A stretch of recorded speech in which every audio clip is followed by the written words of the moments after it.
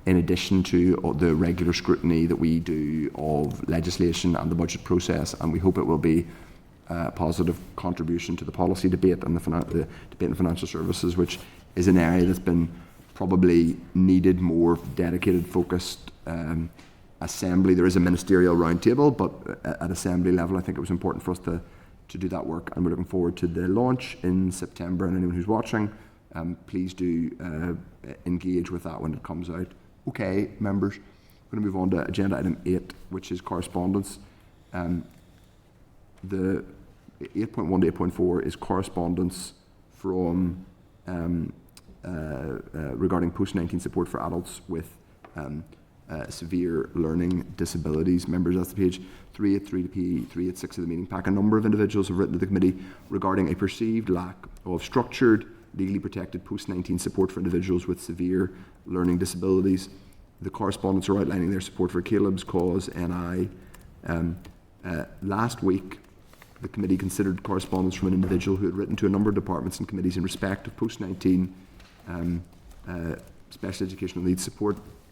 Members noted that this is a subject more closely aligned to the remit of the Economy Committee, and in keeping with established practice, we forwarded to that committee. So that department has clarified that the executive has agreed that the departments of Economy and Health will lead on this issue, and the Economy Committee has agreed to deal with this correspondence to that end. So if members are agreed, we will forward the correspondence Deputy Chair. of this to Deputy Chair Danforth. Yeah, thank you, Chair.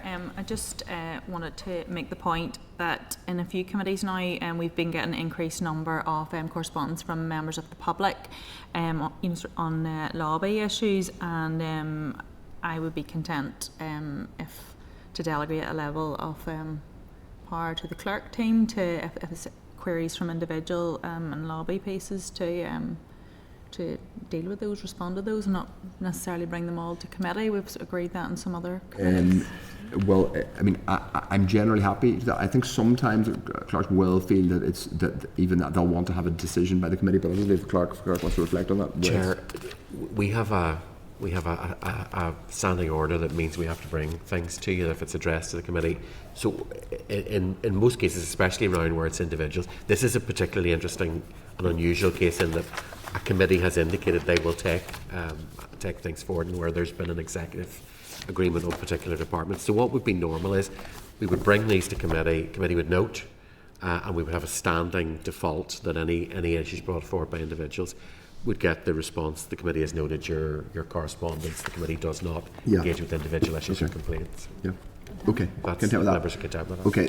Agenda item 9 is the draft forward work programme. That's at page 388. We have very little to talk about because we have only one session left. But just to inform members, we have finance directors informally next Wednesday. Next Wednesday. Just before we have our final meeting of this session. We have an oral briefing from the National Association of Funeral Directors. We will be able to reflect upon the meeting with the finance directors in open session. Go ahead, Steve. Really nothing else to add to that. The other briefing next week is the third of the service delivery brochure, which is around procurement, serendipitously. Word of the week, Chair. So members will be able to deal then with the... It just means luckily, by the way. Yes, I get accused of being verbose, but like I'm definitely... you say I use a lot of $5 words, but anyway, I like it. But anyway. I would like to see every one of us members using that in the chamber next week. There's a challenge. Intoxicated by the exuberance of one's own verbosity. So the strategy that's in the pack this week, we put in the pack again next week, just so members have that to hand, and then they can interact with officials on that. Primarily they'll be there for the service delivery brochure, but they will be equipped to deal with the strategy too, and there's a fair bit in that members will want to pick up on. But other than that, Chair, we're just seeking agreement on it. Okay, but obviously members, as always, we will be available Chair, for urgent business. The other thing I'd flag up is members are obviously aware that we've had the introductions of Fiscal Council. I was going to say miscellaneous council. Fiscal Council and administrative and financial provisions bill. Yeah, and I've been saying those all week, Chair. Those have been introduced obviously on Monday. Second stage is next Tuesday, and because we are sitting on top of summer recess, what we're going to do next week, if members are content, is we will bring forward the questions for the citizen space calls for evidence, just to get those approved so that we can get those done over the summer. So it means when we get back in September, those will already be majority of the way through. We're looking at an 8-week, which is a more appropriate time scale for the amount that there is. Yeah. Neither bill is what you might call particularly widely it's not public policy that will be of interest to all people, if I put it that way. So we wouldn't expect a lot of responses, but there's a lot of technical detail going on there. Members will recall last week the committee agreed to write to the other relevant committees and all committees on both bills. That's been done. Responses on those will come in during October. What I also would plan to do next week is to try and bring timetables, which would then lead to motions to extend. So I have a rough idea of what we need to do. Members, probably the biggest consideration with these is that there's 2 running simultaneously. So scheduling for that just means it adds a bit of time. Yes. I think it's probably worth saying just that both of these are uncontroversial up to a point, but they're still very important. They're not uncontroversial. They're they're extremely consequential. So they both involve a lot of actual substantive scrutiny that we genuinely have to do. They are not controversial in the sense that they aren't particularly ideologically sensitive or profoundly, divisive. There are, however, lots of actual substantive things we will need to understand. And on the administrative and financial provisions one, I would hope that a lot of that detailed work, not necessarily on our behalf, but because we aren't the committee responsible for, and just looking at the areas covered by the administrative and financial provisions bill, grading of tourist amenities, support services for victims, asylum and immigration integration support services. Clearly not any of those are the direct responsibility of this committee, so we will rely on other committees to be giving us their returns, and we will do the scrutiny as per the efficacy of this bill in terms of providing the legal powers to the executive or to the relevant departments to spend money on these things, which is what this bill is about, and that's what our scrutiny will be about rather than those issues per se. So that's what we're doing. On the Fiscal Council bill, it is really substantive actually, and it's something that we took some evidence on. Dr. Aiken will remember when he was in this chair between 2020 and Mr. Frew was on the committee too. We spent a lot of time taking evidence on it, so some of that work has already been done, but I think we will still need to take significant evidence on it. It's one of the probably most significant, I would say, developments in terms of the policy scrutiny space, probably in the devolved era, that we're creating a fiscal council. So I think there will be a lot of, if not public interest, as in Joe and Jane blogs, probably interest from people who pay attention to the policy world. So I would encourage members to, if you have time, make sure you or your people who advise you and people in parties and people in policy teams are reading and engaging in these bills so that we come back to them with not from a standing start and from scratch in September. Deirdre, you wanted to come in? It was just really the timetable, and is that decision for next week then, or are you going to include that in the pack? We'll include that in the pack for next week, just because it'd be useful to get a preliminary view, because at the minute we've had to put out some return times for other committees. So as the chair said, because of the administrative and financial provisions bill covering all other stat committees and audit except health and justice, we've had to give them a bit of a longer time. Effectively, it will be asking them to do the scrutiny on their particular clauses. Some of them, they've maybe got half a dozen clauses. Yeah. And in themselves, they're not big policy areas, but it's just to give them their place. So we wouldn't expect them to be doing a whole big call for evidence. And I know from some of the clerks' conversations I've had, some of those issues have already been dealt with in some other committees, but we've given them through October to be able to do that, because I'm conscious they are also getting bills around the same time. So that will factor in. Then, yeah, you'll put a draft timetable in or proposed, but decision before recess or after then? Doesn't have to be until after recess. So our 30 working days runs out, I'm going to say mid-October. I had this worked out. It's gone off the top of my head. I thought it was the 30th of September. I was in the audit committee this morning in the letter. think you've asked for a response. Their by 30th return, September. their return for, so there's differential returns. So Fiscal Council, well, we've asked for a return 9th of October. The committees that are looking at clauses that are relevant to them in administrative and financial provisions have got till the 30th of October. So that all has to be factored in again then when we do. So the two bills will have different timetables Okay. and then different motions to extend when we get Yeah, to that. and I think point. it's important to say, I think we will be doing different types of, we don't do the same type of rigour, the same, like principal level of rigour. I would imagine our scrutiny on Fiscal Council will be a slightly more discreet more policy and policy focused for us, because there are big questions about, you know, is this, are we, you know, all of the things that are in the bill basically, and I think that's more uniquely for us. It's the 14th of October. It's the 30-day working Okay. day. The 14th of October. Okay. But the two So will we'll need to differ. extend before then, basically, if we do that. No, yes, that's right. We need to. Okay, members. Is there any other business the next time? Does anyone have any other business they wish to raise? Okay, if not, then in that case. Oh, sorry. Is this Philip, being next week's pack? Yes, Chair. So it'll go through committee again, and then we put out an email as fast as I can, probably tomorrow morning, particularly aimed at Chair, Deputy Chair, and Gemma Dolan, who are attending the meeting with the Secretary of State, with the previous letters to the Secretary of State, that which is the update on the PSTB, and a refined kind of précis about what we've discussed on PSTB beforehand, just for a bit of background. But it's an informal meeting, therefore it allows it to be more wide-ranging. Okay. In that case, we'll just go on to date, time, and place. So the next meeting here will be 2 p.m. in this chamber, but obviously we have an informal session before that at 1 p.m. And we'll provide some lunch. And lunch for will be that as provided. well. Okay. We're all going to do it the same. I will, if all are content, I will put the question to the committee to adjourn. The committee's now adjourned. Thank you, Chair. Senate Chamber. Sound.